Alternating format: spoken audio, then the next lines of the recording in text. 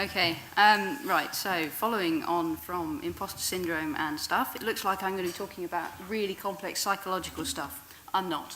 I'm talking about how you have to try and fit all of the bits of work that you have coming in into your agency with the people that you have available. So,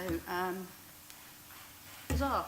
Hello, my name's Sarah. I am a project manager at White October, as Brett said. Confession time, I'm also a control freak. And there's about 30 of us in the agency, and we can have between 25 and 35 active projects at any time.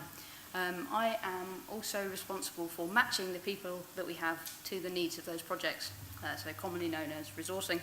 Don't like to use that because quite often the developers will be like, stop calling us resource, and I'm like, shut up, the overhead are talking about you. So resourcing for a growing agency is quite a big challenge, and everyone has different information that they need access to. Your production team need to know what they're supposed to be working on. Your project managers need to know that who and what they've got booked are going to match the needs of the project work you've got coming up. And you also need your account managers to have long-term visibility of where the gaps are, so they know what kind of work they should be chasing to try and get that in. You also need your team to be doing billable work whenever possible. Gaps in your schedule don't earn money unless you've worked out some really complex business plan that we haven't got to yet. Let me know. And things can change really fast, so from hour to hour, which can make resourcing a little bit like juggling fog. A couple of years ago, we were struggling to get to grips with resourcing our projects, and we had very little confidence that the information we were feeding into resourcing was an accurate reflection of reality. Our resourcing was run via a big old spreadsheet. Holly, you probably remember this one. And it's sort of a one day to one project kind of thing going on. The PMs would meet with the head of production once a week, most weeks anyway, occasionally it got bumped, to try and predict what time each of us needed across each of our projects, and it was kind of based a little bit on guesswork. The big spreadsheet also had a few drawbacks, so predicting time in whole days is really hard and quite high risk. And the work quite often didn't materialise at the right time, so the day it was booked in for. People were quite often working on 2 or 3 projects a day, not just the one. And things changed quicker than once a week in most agencies, so a once weekly meeting wasn't really enough. And that meant that the spreadsheet was quite often out of date, and therefore quite often got ignored. So in reality, things were pretty ad hoc, pretty chaotic, and the process was invisible to the rest of the agency. And this was kind of identified as a problem by the management team, and they decided to try and fix resourcing. Having seen the way my brain worked with like Jira tickets and remembering and talking to developers in numbers rather than words, the first thing they asked me to have a go at fixing it, and the first thing I did was ban the use of the word fix. With resourcing, it's not a simple case of finding a fix and then it just works, and it doesn't look after itself. It's an ongoing process, and it's one that we're trying to improve all of the time. So I'm just going to take you through a few of the things that we changed straight away from the big old spreadsheet. We switched to using Forecast, which is a bit of resourcing software. Other software is available. With this, so this is a view of our web team. With this, you can add tags and filters. You can drag and drop bookings around. You can add notes rather than just the client name of what somebody's working on, link to Jira tickets, that kind of thing. You can add in company-wide holidays, and you can easily see when people are off. So this was the few weeks leading up to Christmas. And it just made it a little bit easier to see gaps, and you can also see where people were over capacity, so the red squares. This is the team view. There's also a project view, which allows you to see, can help you plan phases or dependencies if you've got the whole team across a project, and you can also shift the whole timeline in that view as well. For us, Forecast also links to Harvest because they're made by the same people, which is our time-sheeting software, and that allows you to see if the resources you've got booked in are going to take you over budget. So this is the one-person detail view. And instead of one project per day, we can now be much more granular about the number of things somebody might be working on. This one's a bit unusual because it's one of our contractors who's across a few different projects. Other people will have sort of big, long bookings for when they're on a project for a length of time. And our projects are also colour-coded. So orange is a client project, green is support, blue is internal. There's a few other colours. The grey ones are placeholders, and they get converted to the right colour when the work's been confirmed. But if it needs a particular developer, then you can sort of reserve that person, and you know you've got to try and get that firmed up. We also introduced a medium-term resourcing view for the next 6 to 8 weeks, and that's exported from Forecast. Red is empty, green is fully occupied, orange is over capacity, and we know we've got to do something to sort that out. This gets updated weekly and is shared with the management and the project managers' teams, and is always kept in the same place so people can go and look at it whenever they need to. And this also gets reviewed in, we added a resourcing review slot to our Monday ops meeting. One of the really important things we did was explain the new process to the rest of the team, so the wider team, especially to know where they should be looking, to know what they should be working on. So somewhere between JIRA or Forecast or asking a PM, our team were now able to find out what they should be working on if they didn't already know. So those are the few things that we changed straight away. And we made one other change, which was that all of the production and the PM teams' annual leave requests now came via me. So I could check for clashes so we didn't have both our mobile devs off at the same time or too many of the same role. This has the added quirky bonus that I can approve my own holiday. Winning. So what happens now, a couple of years on? We've added a resourcing scrum 3 days a week with the tech director, the creative lead, and our head of client services. And we scrum around this, what we call the brain space board. So this is the number of things somebody might be thinking about, even if they're not actually working on it that day.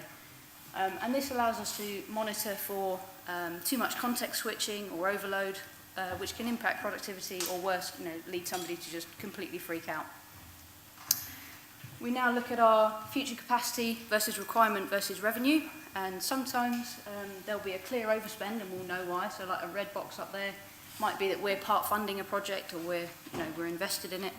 And other times you'll get a red box and you know that the resource required to get the job done doesn't match what we're currently expecting to get paid for it.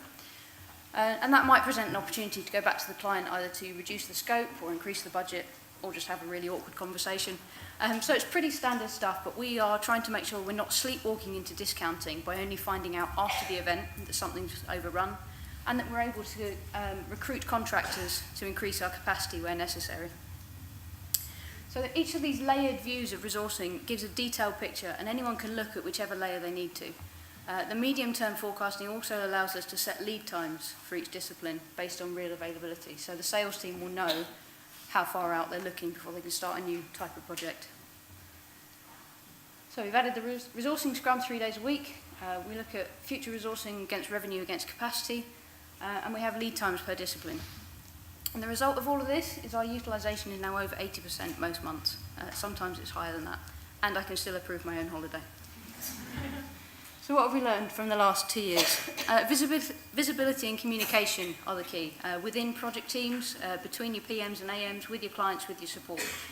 Having all of these different layers of information about resourcing is no good if nobody looks at it or it's out of date. And stuff changes all of the time, really fast, and you have to make sure that all of the people that are affected by any of that are aware, and that requires having a broad overview of everything that's happening across the agency. As a PM in particular, you also have to be really careful not to fall into the literal trap. Just because it's booked in forecast doesn't mean it actually happens. You've still got to do all the normal stuff of going and talking to people and chasing things up. And the other thing we've learned, it's not just about the numbers. And I quite frequently have to remind myself that it's not just my own massive personal game of Tetris. And one of the things we've discovered, especially when we're really busy, is that people aren't robots. Disappointing. Most people can't run at 95% for months at a time. Mistakes increase, people get sick, things get a little bit antsy. And there's no slack for when something unexpected happens, whether that's a server crash or a critical security release, somebody gets ill, that Seagull special project that drops in from nowhere and has to start immediately and drives a truck through the rest of your plans. And to be able to respond to all of those types of things, you need to have a little bit of contingency built in. If you want to retain your customers, so the people you've already worked with and want to build up longer-term relationships with, you've got to remember to leave time for supporting those projects after they've reached the end of the main project phase, particularly if you don't have a separate support team. Don't back-to-back your project work, new project work so tightly that you no longer have time for your existing customers. Don't fill your containers. Keeping people comfortably busy takes quite a lot of communication, visibility of what's happening, and quite often a healthy dose of stubbornness from somebody like me to resist the temptation to try and cram more work into the month. What else have we learned? Sometimes the work is dull. You can't get around that. We try and mix things up for people, so if somebody's spent a few months working on support or maintenance, we'll try and give them the next new exciting project that comes up to take them out of their comfort zone. Equally, some people like their comfort zone. It's comfortable. If someone's been struggling on a tough project for a while, we'll see if we can give them something slightly easier to build their confidence back up. Sometimes people are too busy to think clearly, and that's a real problem. We try to minimise context switching wherever we can. For us, more than 2 to 3 projects a day starts raising warning flags, and you really want people on no more than two different things in any given day. One thing we have discovered is that doesn't really work for AMs or PMs. You know, we're sort of across everything more often, and you'd spend more time updating your bookings in forecast than you would actually doing the work. And sometimes managing clever people is just hard. So we've talked a few times at this conference and in previous ones about, the balance between autonomy and booking. So keeping all of the plates spinning for your clients, helping to win new work and whilst delivering on existing projects. And that's the constant challenge. And there's some other stuff we know we haven't got right yet. What we have called high traffic people. So these are the people that have a lot of meetings. So whether it's a CMS team lead or a creative director, they've got so many meetings in their calendar that actually, where you think you've got them for a full day on a project, doesn't happen. You've got so many meetings, they've not actually got enough time to be counted as a full-time team member on a project. And the other thing that we're really looking at the moment is our utilisation doesn't equal revenue, doesn't equal the time remaining. So quite often there's a mismatch between how busy we feel, predicted revenue, and the actual time to complete a piece of work. And this is our key focus at the moment. So, recap of things we've learned. Communication and visibility are the key, and resourcing is a team game. The conversations around juggling priorities, getting feedback from the team about the kind of work they want to be doing, and your timescales, really important. Don't fill your containers. Leave space for support or the unexpected. Try and listen to your people as well, and try to minimise the context switching, but also watch out for boredom. As Rand says, bored people quit. And your resourcing needs constant attention, but little and often actually makes that easier. Keep on top of it, don't let it build up, but it's never done. Thank you.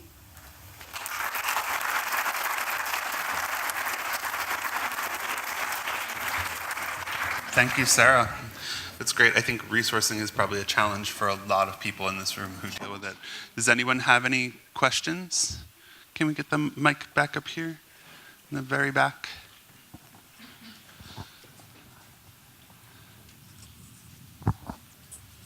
Hi. Have you ever struggled just to keep your team motivated? And if you do, you have any tips or any? Sorry, say that again? Just to keep your team, basically, on your teams, just motivated. Yeah, I mean, I think it's important to realise the difference between my role doing resourcing and figuring out all the different things and where they fit, and the role of the PMs on the other projects in saying, well, we've got this time now. How do we make the best of that? And they're kind of two separate things. So the PMs will sit together and work out what they need roughly and who they need, and then it kind of is like, well, that team's got that piece of work to do, that team's on that piece of work, and then it goes back to the project team to be able to get through what they need to get through and plan the best way that they can to get that work done. One right over here.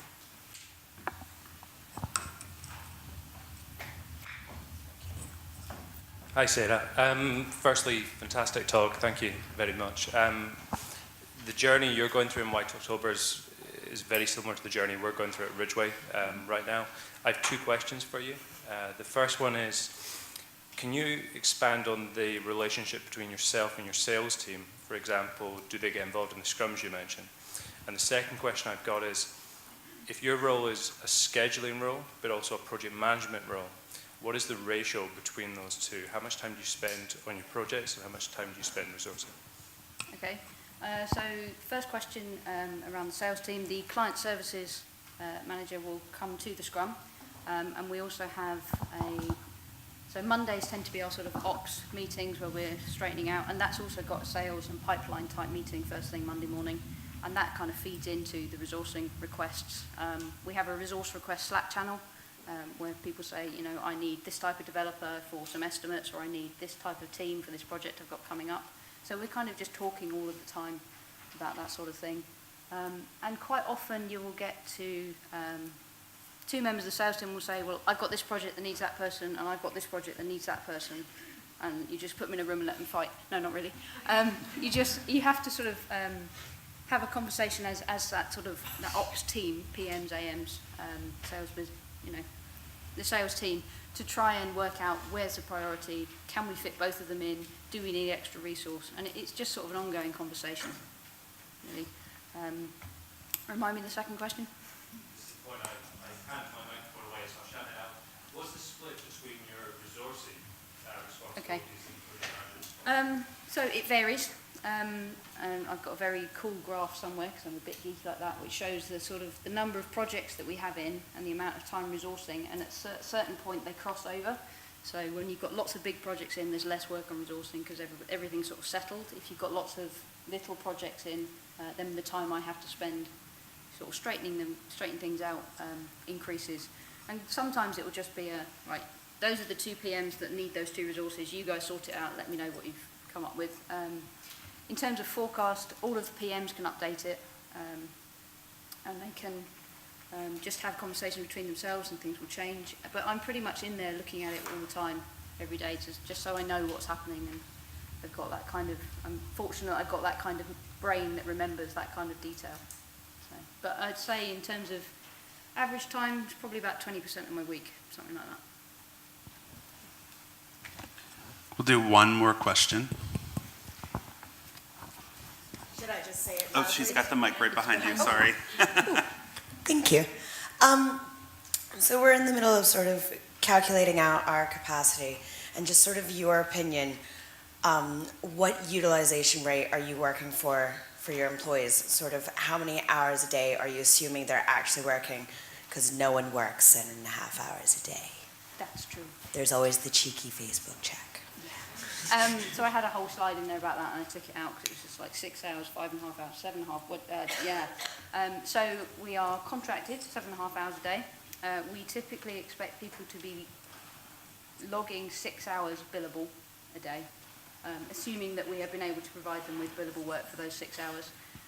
So we sort of allow an hour and a half around the day for, internal meetings, for making a cup of tea, all the other human type stuff.